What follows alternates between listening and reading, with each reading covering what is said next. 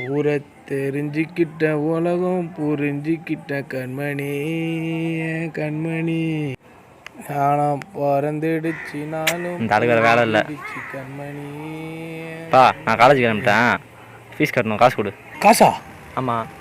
எதுக்குடா? அதான் சொன்னேன் ஃபீஸ் கட்டணும்ண்ணே. போன மாதம் தான் வாங்கிட்டு போனேன். அது போன மாதம், நான் சொல்ல இந்த மாதம் தானே அந்த காலேஜ் சேர்த்து விட்டேன். இப்போ காசு கட்ட அழுகுற. எவ்வளோடா? 10,000. 10,000? ஐயோ அப்பா என்ன பாப்பா எந்திரிப்பாப்பா, பாப்பா எந்திரிப்பாப்பா. டேய் இங்கே வாடா, இருந்தாலும் என்னாச்சுன்னு பாரு. டேய் பா, ஐயோ அப்பா எந்திரிப்பாப்பா. எந்திரிச்சு தொலையா, ஏன் அப்படி? டேய் என்னாச்சுடா? 10,000 காசு கட்டினா மயக்கம் போட்டு விட்டான் இருந்தாலே. பாப்பா எந்திரிப்பாப்பா எந்திரிப்பாப்பா. ஏய் தூக்குடா, இருந்தாலும் கட்டில் தூக்கல, அப்படி கட்டில் போட்டுக்க வேண்டாம். வாடா. செனப்பு நிம்மதிக்கிறான் அந்த ஆள் வேற. தூக்குடா.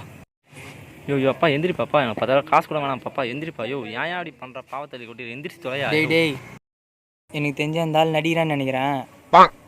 அப்படியா சொல்கிற? ஆமாண்டா, நானும் அதான் நினைக்கிறேன், நடிக்கிறான் தான் போலையே. சிபிஆர் பண்ணுறோமா? எட்ரா அயன் பாக்ஸை.